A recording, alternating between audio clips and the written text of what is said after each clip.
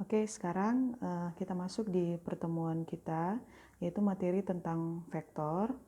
Nah, di sini ada KD 3.17 menentukan nilai besaran vektor dan dimensi 2, menyelesaikan masalah yang berkaitan dengan nilai besaran vektor pada dimensi 2. Nah, sekarang apa saja yang kita akan pelajari, yaitu menentukan panjang vektor, menyelesaikan operasi-operasi hitung pada vektor, dan menentukan vektor satuan. Nah, pengertian vektor. Vektor adalah suatu besaran yang mempunyai besar dan arah. Misalnya kecepatan, percepatan, dan lain-lain. Nah, itu merupakan vektor. Oke, jadi di sini ada besaran vektor, artinya panjang vektor. Arah vektor artinya sudut yang dibentuk dengan sumbu X positif. Vektor disajikan dalam bentuk ruas garis berarah. Nah, kita lihat pada gambar ini, yang pertama yaitu kita ambil di titik A itu ditulis vektor AB vektor atau U garis di sebelah bawah. A disebut titik pangkal, sedangkan B disebut titik ujung.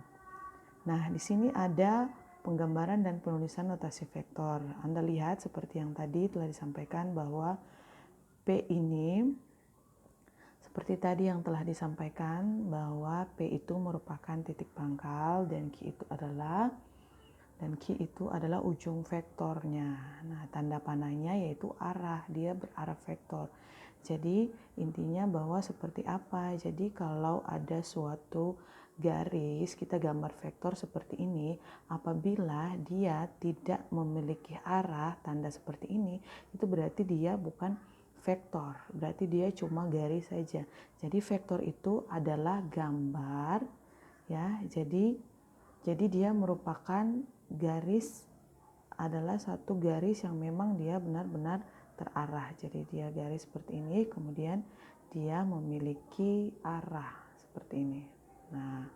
Nah, itu merupakan suatu vektor. Oke. Nah, sekarang kita lanjut. Ada beberapa cara penulisan notasi vektor. Yang pertama adalah huruf tebal, kemudian pakai tanda panah di atas. Ada juga yang menulis vektor dengan huruf miring. Oke, kita lanjut. Ada notasi penulisan vektor seperti tadi. Yang pertama ada bentuk vektor kolom, yaitu U34. Nah, modelnya ini seperti ini ya. Coba Adik-adik perhatikan. Jadi vektor kolom ini dia kolom. Oke, dan vektor baris seperti ini. Jadi dia memiliki perbedaan. Vektor baris dan vektor kolom memiliki perbedaan yang kita bisa lihat. Oke. Seperti itu.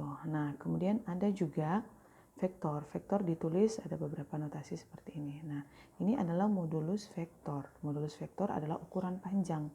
Vektor U ditulis dengan notasi U atau nilai mutlak yang di sini ini merupakan tanda, coba Adik-adik lihat, ini kalau ini adalah merupakan tanda vektor.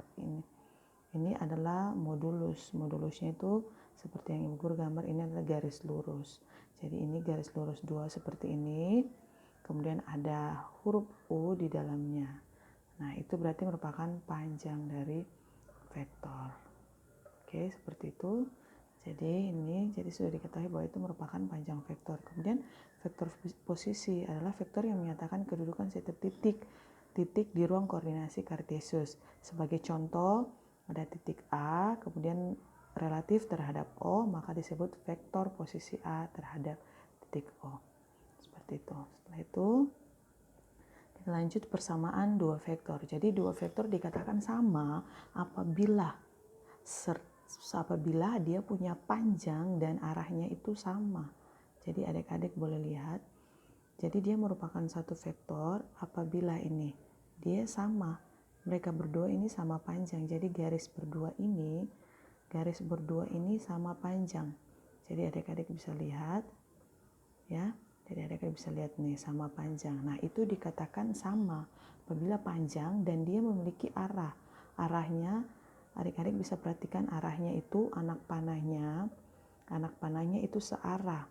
Tidak ada yang bahwa dia naik satu kemudian naik satu kemudian dia satu ke bawah kemudian satu ke atas. Tidak ya adik-adik. Jadi dia dikatakan vektor apabila, jadi perhatikan ya, dikatakan vektor apabila dia itu searah. Jadi kalian bisa lihat searah, satu naik, kemudian sama-sama memiliki arah yang sama. Itu namanya vektor satuan ya. Seperti itu. Oke. Kemudian kita lanjut ke yang berikut. Nah, vektor A mempunyai ukuran yang sama dengan vektor B, tetapi arahnya berlawanan. Nah, ketika berlawanan ini, vektor negatif sering disebut sebagai vektor invers. Jadi kalau dia berlawanan, itu merupakan vektor invers. Seperti itu ya. Oke, kemudian di sini ada menggambar penjumlahan vektor aturan segitiga.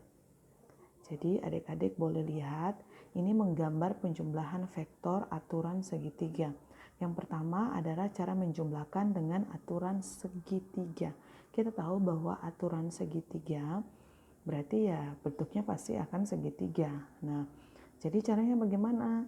Nah, di sini ada dua vektor. Coba adik-adik perhatikan, di sini ada dua vektor, yaitu vektor A dan di sini adalah vektor B. Cara menjumlahkan aturan segitiga adalah kita menghubungkan ujung vektor A, jadi ujung yang di sini tadi, ujung vektor A dengan titik pangkal. Jadi titik pangkal dari vektor B yang ini ya adik-adik. Jadi titik pangkal dari vektor B yang itu tadi di ujung. Oke. Titik pangkal dari vektor B, pangkal dengan vektor A dan titik pangkal dengan vektor B. Jadi hasilnya kita bisa melihat hasilnya yang mana ini? Hasil dari vektor A dan vektor B hasilnya ini. Jadi dia adalah A tambah B. Hasil dari hubungan keduanya itu merupakan vektor A dan vektor B. Oke. Kita lanjut di slide yang berikut. Yaitu ada yang kedua, yaitu cara jajar genjang. Jadi cara jajar genjang seperti yang adik-adik tahu bahwa cara jajar genjang berarti dia membentuk sebuah jajaran genjang ya. Jadi B dan C mewakili vektor A dan A, D, B, C mewakili vektor B. Maka AC, hasil dari AC yang tadi, jadi A dengan C ini, AC sama dengan A, jadi sama dengan vektor A tambah vektor B. Itu cara kedua disebut penjumlahan vektor dengan aturan jajar genjang.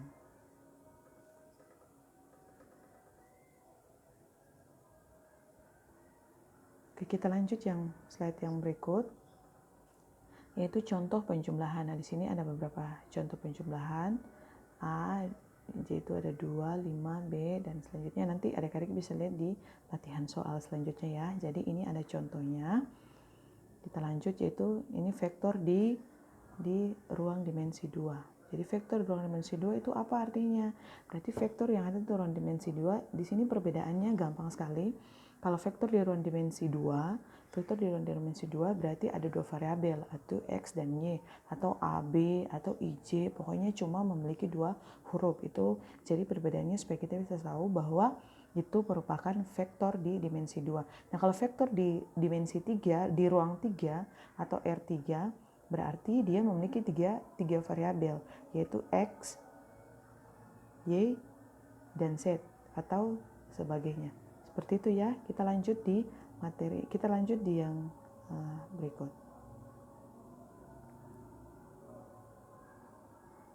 Slide yang berikut ya. Nah, kita masuk di penjumlahan vektor. Misalkan A, ini tadi vektor baris apa vektor kolom? Kalau ada adik-adik, ini merupakan vektor kolom ya, karena dia memiliki lebih dari satu kolom. Dia memiliki satu kolom saja, maaf, bukan lebih dari satu kolom, tapi dia memiliki satu kolom. Oke, jika A tambah B sama dengan C, maka vektor C adalah, nih seperti contoh sini. Jadi vektornya seperti ini.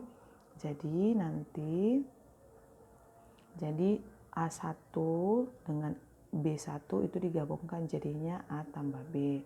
Setelah itu A2 tambah B2, nanti jadinya A2 tambah B2. A3 tambah B3, berarti hasilnya A3 tambah B3. Seperti itu ya. Oke, kita lanjut. Jadi sangat gampang seperti penjumlahan baris pertama dengan baris kedua. Nah, di sini ada contoh, adik-adik lihat. Jadi di sini ada contoh, ini kita misalkan A1, A2, A3. Ini B1, B2, B3. Kemudian ini C1, C2, C3. Nah,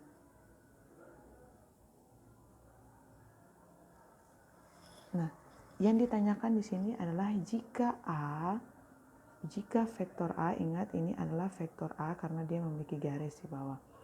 Jika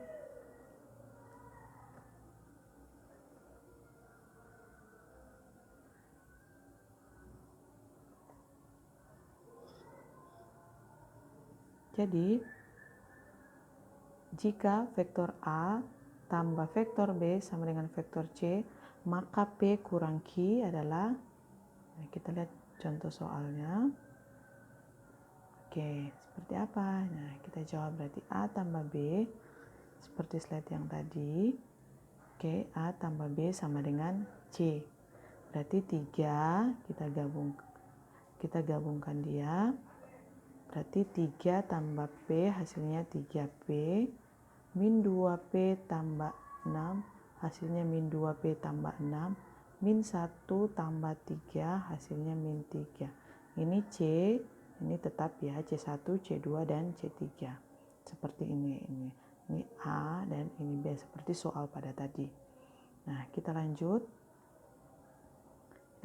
Nah, sekarang kita lihat, nah hasilnya seperti apa.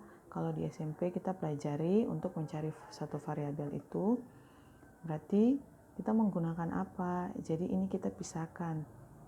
3 tambah P sama dengan min 5 ini. Kita cari P. P ini berarti dia tetap ya. Berarti seperti apa? Berarti P ini dapat dari mana seperti ini. Jadi 3P tambah berapa tadi? 3 tambah P kurang 5. Jadi kita lihat, jadi 3 tambah P sama dengan min 5 ya kalau tidak salah. Iya. Jadi P sama dengan min 5 ya. Ini pindah ke sebelah jadi negatif 3, berarti kurang 3. Berarti kurang 3 sama dengan min 8. Oke, maaf tulisannya amburadul. Oke, kita balik ke yang berikut. Berarti hasilnya min 8. Ini hasilnya. Nah, kita lanjut ke baris yang kedua. Baris yang kedua adalah kita lanjut ke baris yang kedua. Nah, baris yang kedua adalah min 2P tambah 6 sama dengan 4Q. Berarti 2P tambah 6 seperti yang tadi. Berarti ini didapat dari seperti apa? Jadi kita lihat, oke. Jadi ini P tadi telah diketahui di atas yaitu min 8. Berarti di sini 2 kali. Jadi Anda perhatikan, berarti di sini adalah 2. Jadi maaf ya. Jadi 2 kali min 8 ya tambah 6. Seperti itu ya. Jadi adik-adik perhatikan, jadi 2 ini, jadi kita fokus di min 2P. Min 2P itu kita telah mengetahui bahwa P-nya adalah nilainya min 8. Jadi 2 kali min 8 tambah 6 sama dengan 4Q. Jadi berapa hasilnya? Kita lihat. selanjutnya yaitu 16 tambah 6 sama dengan 4Q. Jadi adik-adik boleh lihat di situ. Jadi di sini 16 tambah 6. 16 itu dapat dari min 2 kali min 8. Berarti positif 16 tambah 6 sama dengan 4Q. Berarti 16 tambah 6 sama dengan 22 sama dengan 4Q. Jadi maka Q sama dengan 22. Kita bagikan dengan 4. Hasilnya kurang lebih 5/2. Oke, seperti itu ya. Jadi P-nya, jadi seperti kita kembali ke soal yang tadi. Yang ditanyakan adalah P kurang Q. Berarti karena P kurang Q seperti itu ya. Nah, jadi P kurang Q yang ditanyakan, berarti kita kurangkan P-nya. Berarti P kurang Q berarti min 8 kurang 5/2 sama dengan min 13/2. Oke, seperti itu. Kita lanjut yang berikut, yaitu ada pengurangan atau selisih. Nah, di sini adik-adik bisa lihat namanya pengurangan atau selisih sama saja ya. Jadi sini selisih dua vektor A dan B dinyatakan sebagai A kurang B. Dapat dibandingkan sebagai penjumlahan vektor A dan inverse vektor B, yaitu vektor min B. Sini ada pengurangan vektor. Oke, misalkan di sini ada beberapa pemahaman, yaitu misalkan vektor A sama dengan A1I tambah A2J tambah A3K. Dan B sama dengan B1I B2J tambah B3K. Jika vektor A kurang vektor B sama dengan vektor C, maka vektor C sama dengan A1 kurang B1I tambah A2 kurang B2I tambah A3 kurang B3K. Nah, oke, di sini ada gambar ya, perhatikan gambar. Sini ada vektor min 2 3. Di sini sebenarnya di sini bukannya min 2 3. Di sini harusnya 4. Ibu guru salah ketik karena kita fokus di sini. Oke, min 2 4. Jadi situ adalah min 2 dengan 4 ya. Jadi di sini adalah 4. Oke, di sini adalah 4. Oke, jadi di sini ada 4. Nah, kita perhatikan berarti vektor posisinya yaitu A4,1 adalah 4 1. Kita lanjut ya. Lanjut ke slide berikut. Jadi titik B 2,4 adalah B24. Oke, sini ada vektor AB. Jadi kurang lebih seperti ini ya, vektor AB. Jadi pengurangan sebenarnya sama seperti di penjumlahan tadi. Jadi yang perlu adik-adik tekankan, yang perlu ibu guru tekankan kepada kalian yaitu ini. Jadi secara umum pengurangan di vektor adalah vektor AB sama dengan vektor B kurang vektor A. Oke, seperti itu ya. Kita lanjut slide yang berikut. Di sini ada contoh soal. Nah, diketahui titik A 3,52 dan B 1 2 4. Tentukan komponen-komponen vektor AB. Nah, sini ada kita penyelesaiannya seperti biasa. Vektor AB, oke. Seperti ini ya, adik-adik. Nah, ini contohnya kurang lebih. Nah, kita masuk di contoh yang kedua. Di sini menentukan panjang vektor. Nah, ini seperti ini ya. Jadi adik-adik tinggal perhatikan saja. Ibu guru cepat-cepat karena nanti ada modul yang ibu guru akan berikan